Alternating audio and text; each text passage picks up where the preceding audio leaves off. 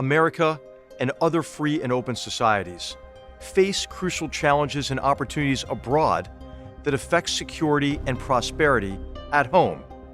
This is a series of conversations with guests who bring deep understanding of today's battlegrounds and creative ideas about how to compete, overcome challenges, capitalize on opportunities, and secure a better future. I am H.R. McMaster. This is Battlegrounds.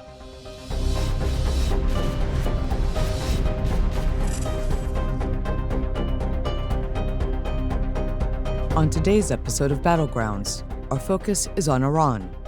Our guest is Masih Alinejad, an Iranian-American journalist and activist who is one of the most prominent and vocal opposition figures challenging the theocratic dictatorship in Tehran. Ms. Alinejad began her career as a parliamentary journalist in Tehran. She was forced to flee in 2009 following her coverage of the crackdown on protests against disputed presidential elections. In 2014, she launched the Facebook page My Stealthy Freedom, which sparked a movement protesting Iran's compulsory hijab law for women and girls. Ms. Alinejad authored a 2018 memoir entitled The Wind in My Hair, My Fight for Freedom in Modern Iran, and has won multiple international awards for her activism. Iranian authorities have attempted twice to assassinate Alinejad on American soil since protests erupted across Iran following the death of Mahsa Amini in custody, who was arrested for not covering her hair. Iran is home to one of the world's oldest continuous civilizations. Iran grew from a collection of semi-nomadic tribes to the largest empire on Earth at the time under Cyrus the Great. In the 6th century BCE, ancient Persians made great advances in science, math, agriculture, and law. In 650 CE, Arab Islamic conquests initiated the Islamization of Iran. In the 16th century, the Safavid dynasty instituted Shi'ism as Iran's state religion and sought to unify Persian society against the Sunni Ottoman Empire. The Qajar dynasty rose to power in 1789 and decentralized the Iranian state. But their power waned and collapsed in 1925 when the Iranian Assembly deposed the last Qajar Shah and replaced him with Reza Shah Pahlavi. Iran was a strategic arena of competition in the Great Game between Britain and Russia for power and influence across Central Asia, but Iran also competed in that game. In the 1930s, Reza Shah cultivated relationships with fascists in Germany, Italy, and Turkey as he consolidated his power. He saw early Axis victories in World War II as an opportunity to expel the British, who profited inequitably from Iran's oil wealth. After the 1941 Anglo-Soviet invasion of Iran, Reza Shah abdicated to his son, Mohammad Reza Shah Pahlavi. In 1953, Mohammad Reza Shah staged a coup against the elected Prime Minister Mohammad Mossadegh that strengthened the monarchy and tightened foreign control over oil reserves. In 1963, the Shah launched an aggressive modernization campaign that accelerated economic growth, redistributed wealth, and isolated traditionalists and clerics. Opponents of the Shah gained popularity for expressing anti-American and anti-Western sentiment, especially the exiled Ayatollah Ruhollah Khomeini. The Shah faced growing social unrest and fled Iran in January 1979. Less than 1 month later, Khomeini returned as the Grand Ayatollah and became supreme leader of the Islamic Republic of Iran. The revolutionaries stormed the U.S. Embassy and held more than 50 Americans hostage for 444 days. Across his 10-year rule, Khomeini and his fellow revolutionaries continued to use anti-American and anti-Israel propaganda to consolidate their grip on power. In 1980, Iraqi forces invaded Iran under orders from Saddam Hussein. Khomeini described the 8-year Iran-Iraq War as more than the defense of Iran's territorial integrity. It was a war to uphold Shia Islam and spread the Islamic Revolution. After Khomeini's death in 1989, Ayatollah Ali Khamenei became supreme leader. In the following decades, Iran supported proxies and terrorist organizations against the United States, Israel, Europe, and its Arab neighbors, including a proxy army in Syria, Hezbollah, Hamas, Iraqi militias, and the Houthi militia in Yemen. Iran's Islamic Revolutionary Guard Corps supplied terrorist cells in Europe with weapons and provided safe havens for al-Qaeda after the 9/11 terrorist attacks. In August 2002, an Iranian exile group revealed the existence of a secret facility capable of enriching uranium for use in nuclear warheads, in violation of the 1970 United Nations Nuclear Non-Proliferation Treaty. In 2015, Iran entered the Joint Comprehensive Plan of Action, which the Barack Obama administration intended to curb Iran's nuclear program. The United States left the agreement in 2018 due to concerns that the deal was fundamentally flawed and undermined U.S. interests while increasing funds available for Iran's proxy wars. Public hijab has been compulsory for women in Iran since April 1983. The so-called morality police enforce it as they choose. Since Mahsa Amini's murder at the hands of the morality police in September 2022, Iran has seen the largest protests since 2009, despite the death of over 200 protesters at the hands of Iranian security forces. The response to Amini's killing has sparked calls for the overthrow of the regime and an end to the Islamic Republic. Iranians are protesting the corruption and inhumanity of the theocratic dictatorship after a rigged election of a president who was complicit in the execution of 5,000 political prisoners in the 1980s. The Iranian government has killed, beaten, and arrested protesters while restricting the ability to use social media platforms. But the protests have continued undaunted, and videos have gone viral. We welcome Masih Alinejad to discuss the protests in Iran, their implications, and her vision for the future of her country. Masih Alinejad, welcome to Battlegrounds. Let me begin by saying what a pleasure it is to see you and how grateful we are that you're here to help us understand the dynamics within Iran at a critical time. Welcome. Thank you so much. Thank you so much for hosting me. I'm very excited. Masih, I wonder if you might begin with a little bit of your personal story and just what it was like to transition from a tiny village in Iran in the post-revolutionary period, going to school and learning chants of death to America, and now you're with all the hipsters in Brooklyn. So I know. I mean, my life is a journey from a tiny village north of Iran, in a very, very tiny village, very traditional family. And I remember that I used to grow up in a community school, telling us that we have to say death to America as loud as the White House could hear us, or even say death to Israel as loud as the Tel Aviv can hear us. But listen, I'm coming from that generation and from that kind of being brainwashed. And now I'm in America giving voice to the teenagers, schoolgirls saying death to Islamic Republic. You don't hear any single slogan among Iranian young generation saying death to America or death to Israel. Clearly, I am part of that community. And I always say to people in America that, maybe you see when you turn on the TV, Iranian TV, you see people saying death to America, but bear in your mind, I was one of them. We wanted to have good relation with America, with Israel, we don't want to be isolated, but this is the mentality of the Islamic Republic. Yes, from my tiny village to Brooklyn, I'm now proud Iranian-American journalist and activist. Well, see, there certainly does seem to be a generational dimension to this, to the protests that we're seeing in Iran today. So much activity in the universities, for example.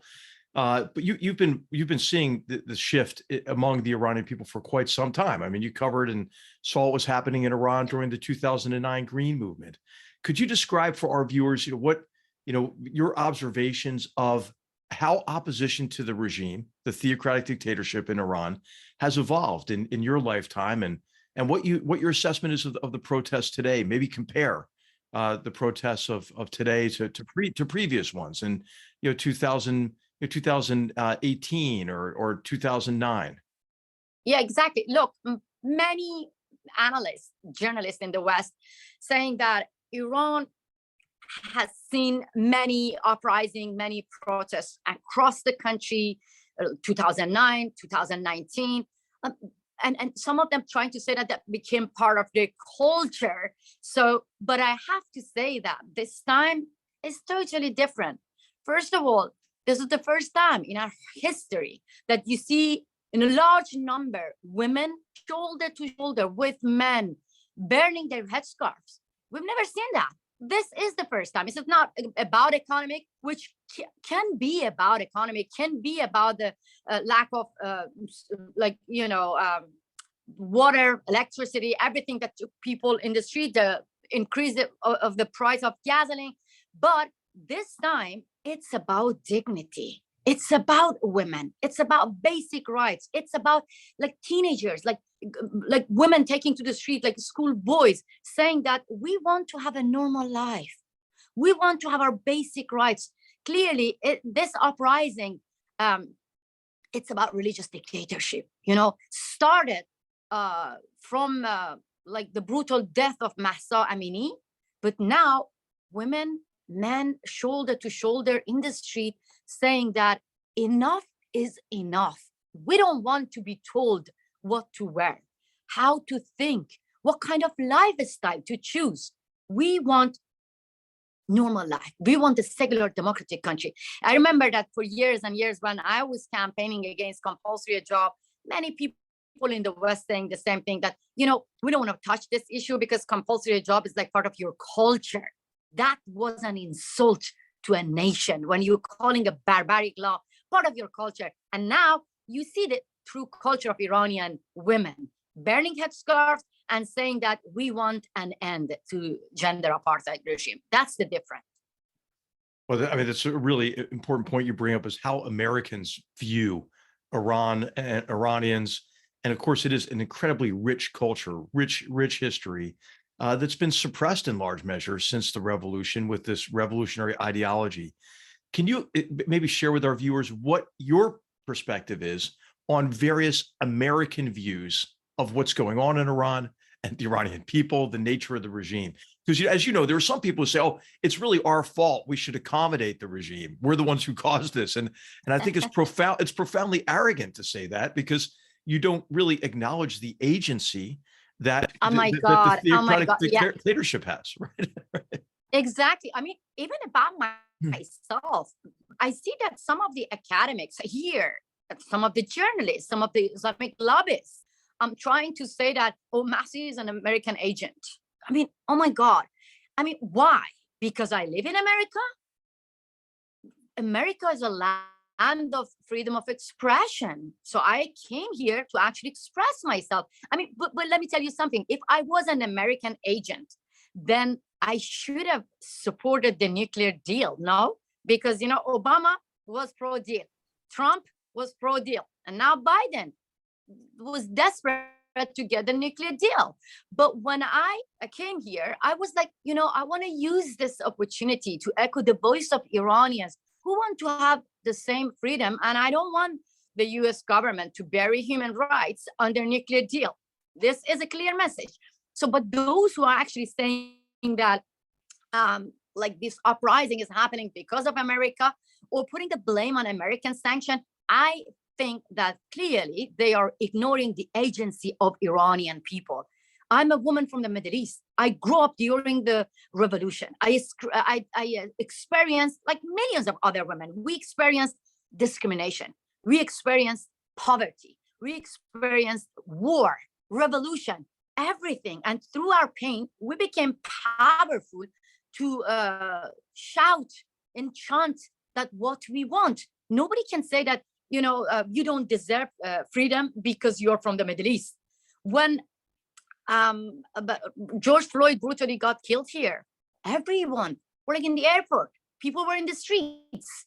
When the Women's March happened, people were loudly shouting, my body, my choice. So this is acceptable for women, for people in the West to be united, to talk about human rights. But when it comes to women of Iran, women of Afghanistan, suddenly you say, oh, we have to stay away because this is their culture, or we shouldn't interfere, or we shouldn't talk. Or That's not acceptable. This is 21st century. And we want an international women's march, actually. Right now, I want to see that in New York, women are taking to the streets and saying that we want to support our sisters in Iran. Today, I actually saw that Hillary Clinton powerfully supported Iranian women, which is beautiful. But at the same time, it just reminds me of the time that Hillary Clinton, President Obama, they were hesitating to support 2009 Green Movement. Now it's time that I think the US government, the Republican, Democrats, they should see human rights abuse in Iran as bipartisan issue and recognize Iran's new revolution. You know, Masih, I think a lot of times Americans don't really understand the nature of the regime. And I think when you hear these arguments about, hey, well, it's our fault because of sanctions, they don't recognize that this is a kleptocratic, right, theocratic dictatorship that is in control of the economy through these bunyads. And they've destroyed the economy, not the sanctions. I'm happy that you know about bunyad and the corruption among mullahs. Let me just give you let me just give you a better picture about the situation in Iran, that how irrelevant is this when people put the blame on sanction. I'm not saying that sanction doesn't hurt, but we are suffering from sanction which has been imposed on us by Iranian regime. From the age of 7, our basic rights been taken away from me. It means that as a girl, if I don't cover my hair, as you see, I have big hair, even it's not easy to cover them. But if I don't cover my hair, I won't be able to go to school. I won't exist in my own homeland. And who imposed sanction on us? Forget about our basic rights. Those who actually took American diplomats hostage. Masumeh Ebtekar was the spokesperson. Her son lives in his luxury life in America. Javad Zarif, the relative of the Ayatollahs, the relative of the spokesperson, the relative of Khamenei, everyone, Khatami, they live in America. And in Iran, they say death to America. There is no investigation about the relative of these Ayatollahs, whether they are involved in money laundering or not. And they are the same people saying that because of the sanction, Iranian people are suffering. Let me give you an example. When we were suffering because of sanction, Iranian regime proudly saying that we send the money to Syria, to Lebanon, to Yemen. They made a huge hospital in Venezuela. They send money to Hamas and Hezbollah and Bashar Assad, proudly saying that although people of Iran were suffering from sanction, the budget of 51 religious institutions increased. And these are like Bunyad, Morality Police, Misbah's institution, Khamenei's institutions, which these are being run by the children of Khomeini and Khamenei. So you see, the money goes to the religious institutions like Morality Police to kill people like Mahsa Amini. Right. So you see, and it goes to sustain their over 4-decade-long proxy war, right, against the great Satan. The Israel, what do they call the cancerous boil, and then the Arab neighbors, right? There's the Arab neighbors, and they call us warmonger. When we say that we're not agree with nuclear talk now, you have to stop negotiation with these murderers. They blamed us and they call us warmonger. And those are the same people who actually praised Qasem Soleimani, one of the most dangerous warmonger who got killed by the US government. My brothers, 2 of my brothers, both of them, they got injured during the war between Iran and Iraq. And then you think that I support the war? One of the most dangerous warmonger regime is the Islamic Republic, which you see that they send the money to their proxies in the region. And that is why I actually call on Republican, Democrat to see this as bipartisan issue. And if you really care about democracy, you have to be united against the Islamic Republic. Because look, I mean, honestly, the Islamic Republic hates America. If they want to go after Americans, if they want to assassinate Americans, they want to kill Americans, they don't ask you whether you're Republican or Democrat. They care about the Islamic Republic. And for me and millions of Iranian activists, we don't care whether Trump is in power, Obama is in power, or Biden is in power. We care that who should not be in power, which is the Islamic Republic. Because here in America, at least, we have freedom of expression. We can take to the streets and protest against Trump or Biden without getting killed, without getting raped in prison.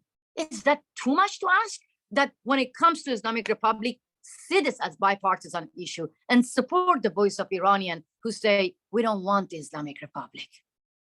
Well, so you make such important points. It's very important, I think, as we make policy decisions to consider, the record of the Islamic Republic of Iran and the theocratic dictatorship across more than 40 years, and the ideology of the revolution that drives and constrains it, and has resulted in really permanent hostility toward the United States. So, I when we relieved sanctions earlier, when the Obama administration did under the JCPOA or the Iran nuclear deal, of course, that money went to strengthen the criminalized patronage networks that keeps the regime to Revolutionary Guards. And it went to the IRGC. Guards. IRGC, absolutely. The regime doubled its stipend to Hezbollah, expanded its proxy army in Syria, grew the militias in Iran, increased its support for the Houthis in Yemen.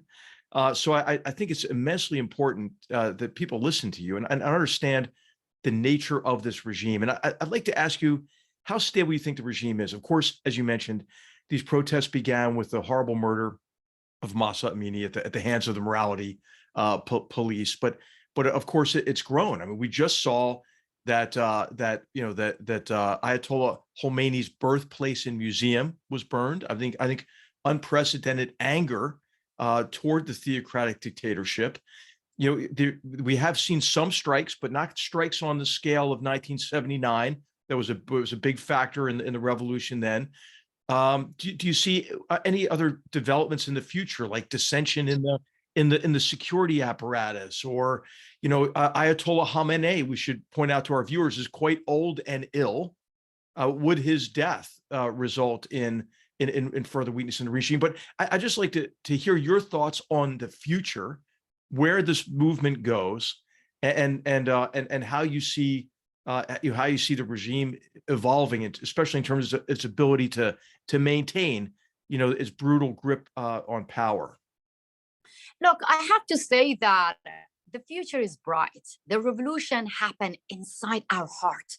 Many people believe that this is just the beginning of the end of the Islamic Republic. We see a unique sense of unity among Iranians inside and outside.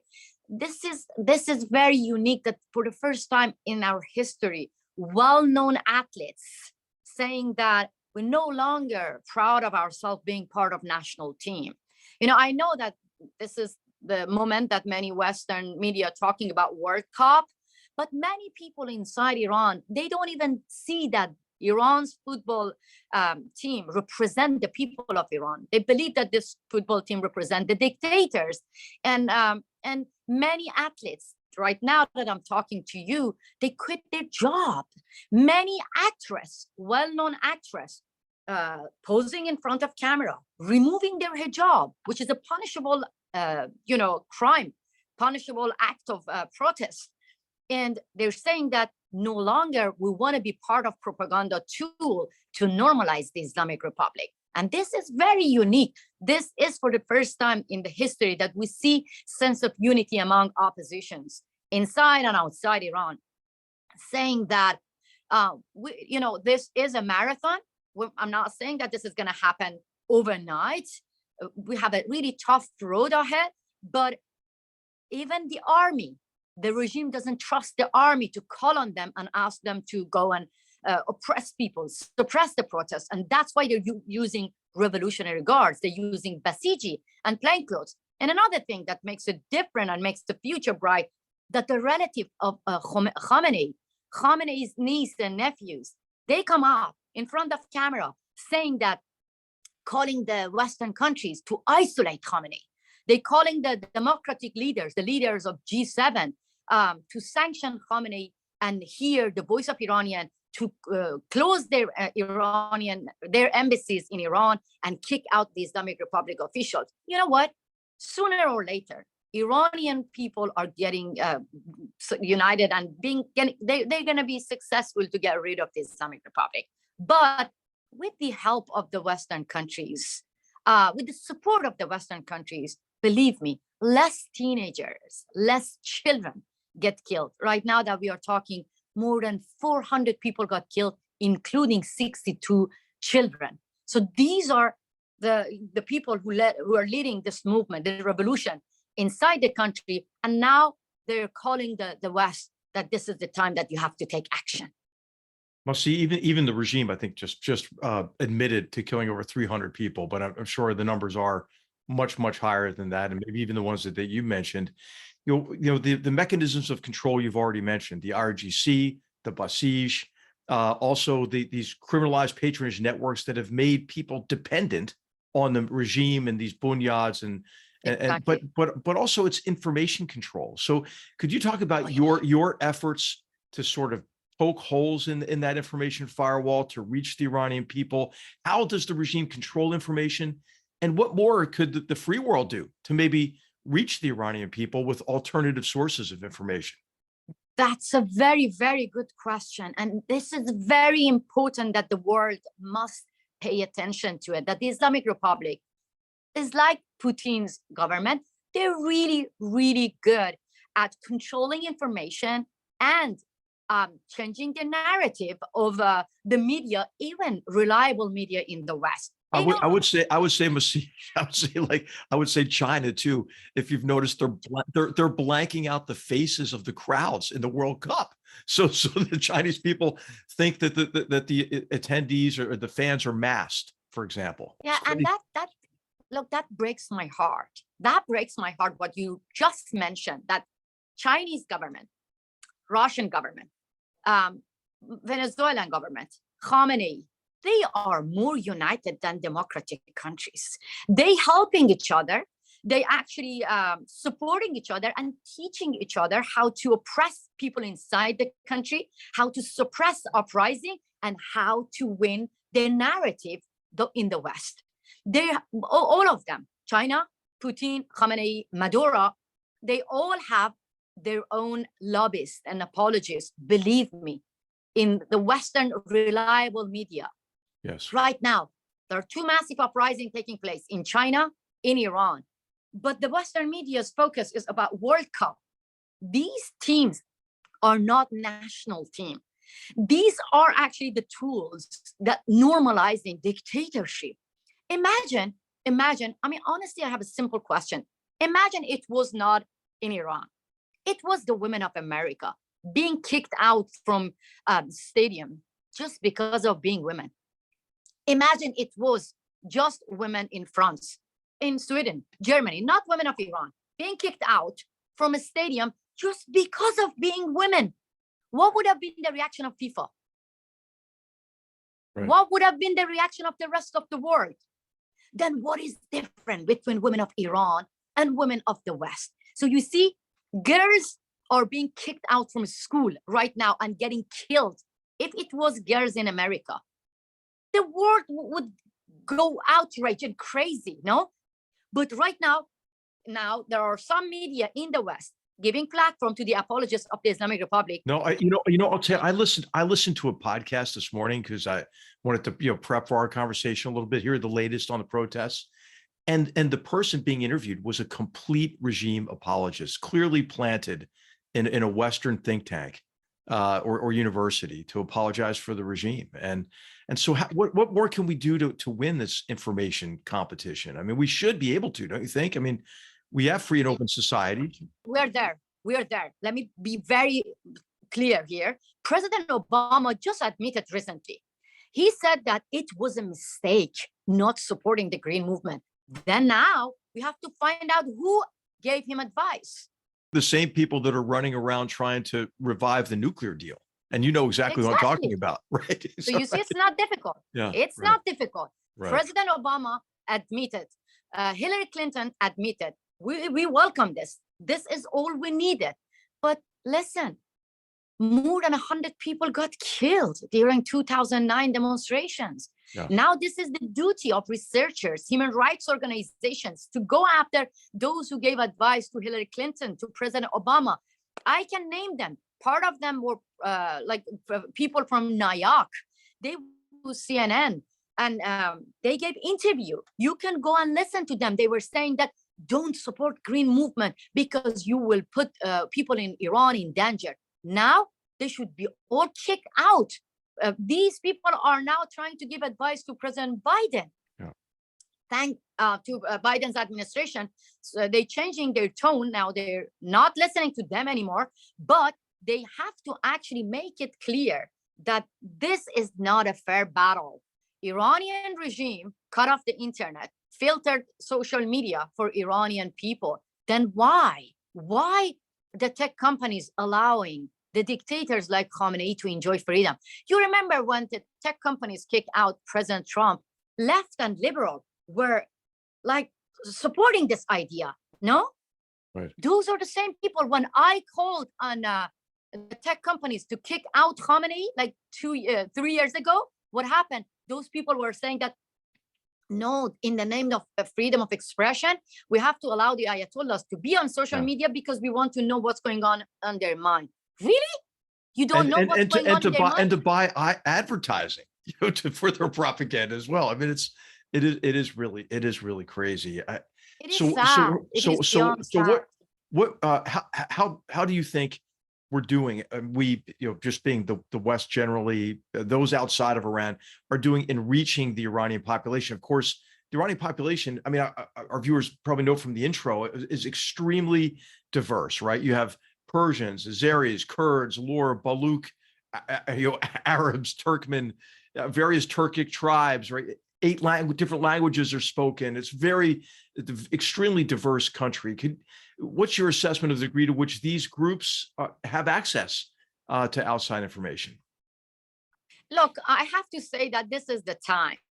And when we see that the people inside Iran, from Kurds to Turks to Baluch to Arab, I mean, every single person that you talk, they say that this unity is beautiful. Men and women, which the Iranian regime tried to use men against women in the name of honor. But now we are all united. This is the time that the democratic countries must be united and take specific action. First and most important than anything, when Iranian regime cut off the internet, I want the Western democratic leaders to help us, the human rights organizations, media, help us to get the attention of the tech companies to kick out the dictators from the same social media that Iranians are banned to use it. Second, President Biden not only stopped the negotiation with the murderers and sending billions of dollars to Revolutionary Guards, they have to call their allies, the European allies, and convince them to downgrade their diplomatic relation with the Iranian killers and ask them to free all the innocent political prisoners. Listen, now that I'm talking to you, the UK citizen, US citizen, the German citizen, French citizen, Swedish citizen, they all are in Iranian prison and they're being used like bargaining chip to get a nuclear deal. This is the time. The leaders of these countries must get united and close their embassies in Iran. It's not too much to ask. It's not me saying that. There's a petition going around. More than 1 million people signed this petition, Iranians. They're asking the democratic countries to kick out the Iranian officials and diplomats from the Western countries and their relative, do investigation. The Iranian, you actually clearly, you talked about the nature of the Islamic Republic, the nature of the Revolutionary Guards. Yes, taking hostage, killing, torturing, and raping innocent girls in prison. It's in the DNA of the Islamic Republic. It's in the nature of the Islamic Republic. And now we want the rest of the world to see that it's not just going to stay in Iran, in region, in the Middle East. Now, Khamenei is helping Putin to kill innocent Ukrainians.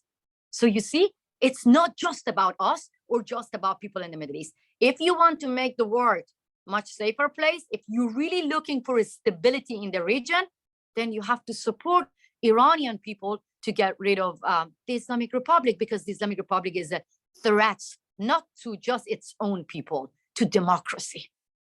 Masih, you make such an important point that the regime, pursues this, whatever you want to call it. They call it forward defense, but it's really forward offense, right? And now they're supporting Russia's ability to murder innocents in Ukraine and attack the electrical grid with these drones. They're probably providing missiles as well.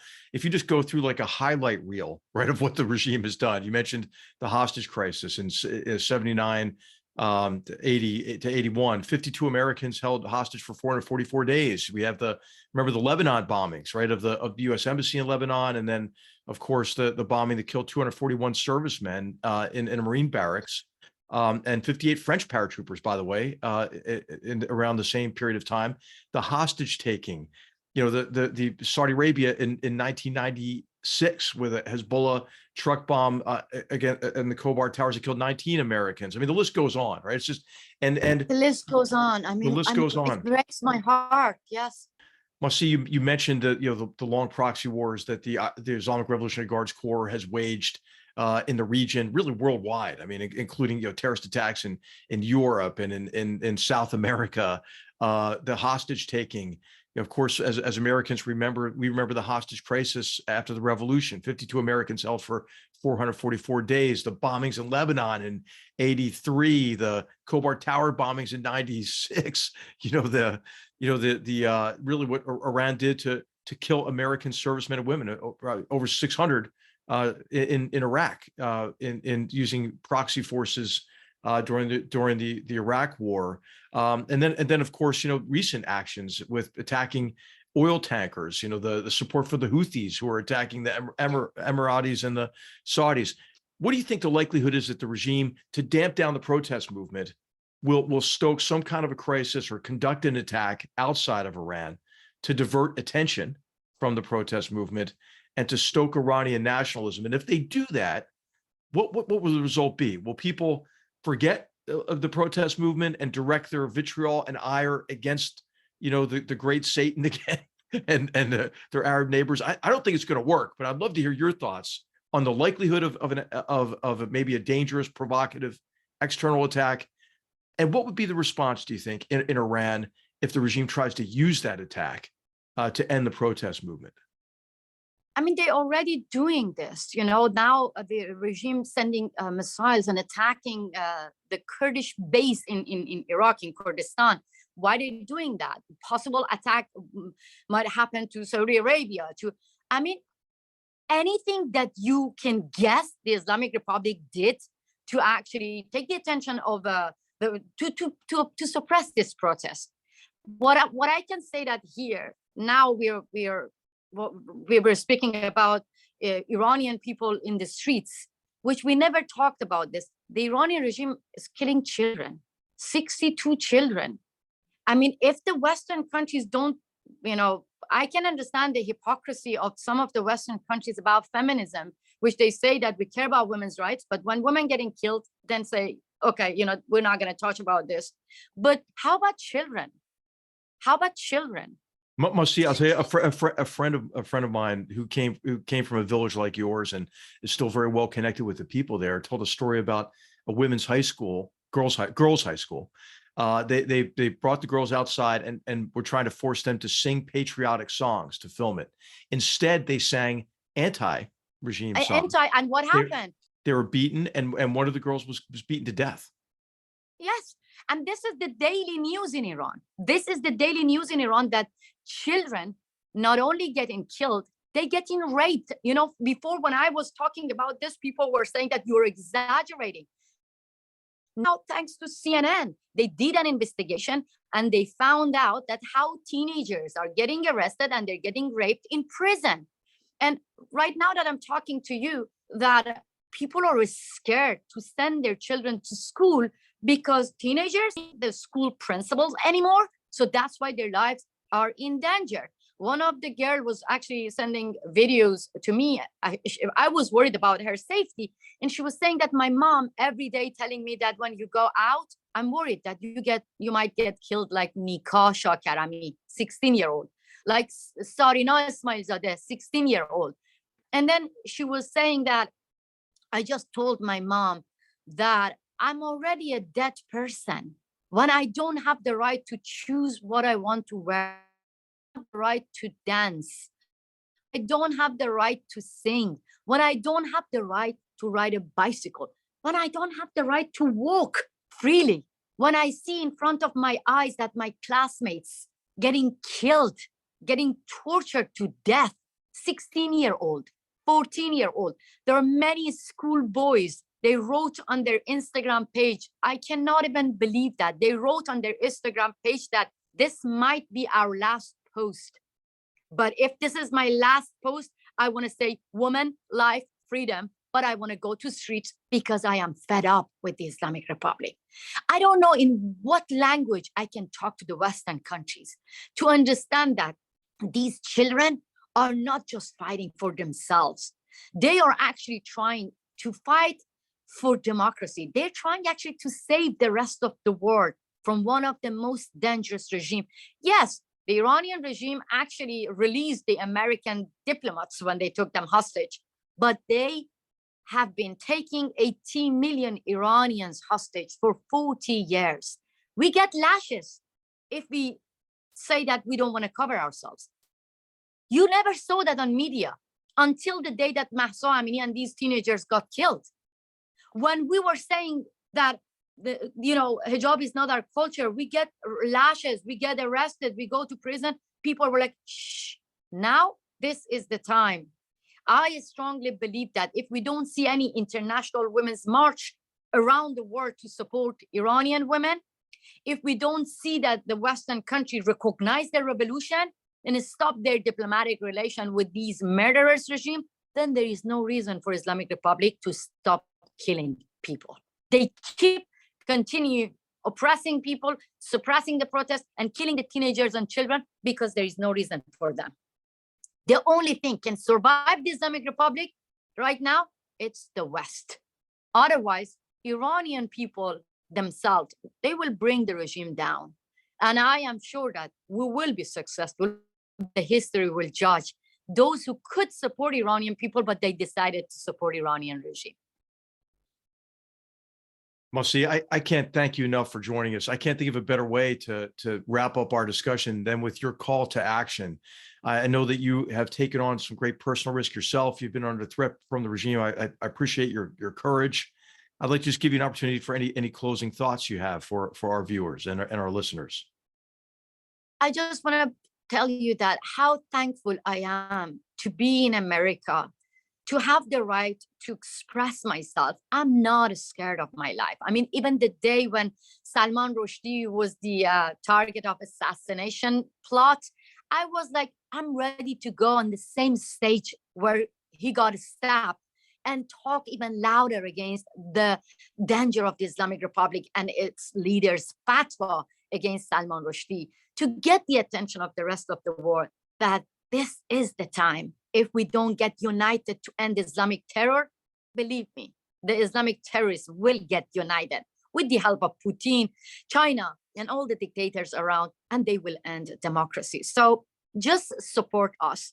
I'm not even asking the Western country to bring regime change. We're doing it ourselves. All I'm asking that help and support the people of Iran who are bravely taking to the street, facing guns and bullets, and trying to support, to save democracy, to save the rest of the world. That's all. Thank you so much for having me in your show. Masih Alinejad, on behalf of the Hoover Institution, thank you so much for helping us learn more about a very important battleground and how we might work together to build a future of peace and prosperity for generations to come in Iran and beyond. Thank you so much. Thank you. Next time, I hope I'm going to invite you to Iran, to my beautiful country, which you're going to love it. Hey, it's my favorite food in the world for sure. And I would love to take you up on that. Thank you. Thank you so much. All right. Bye. Bye. Thanks.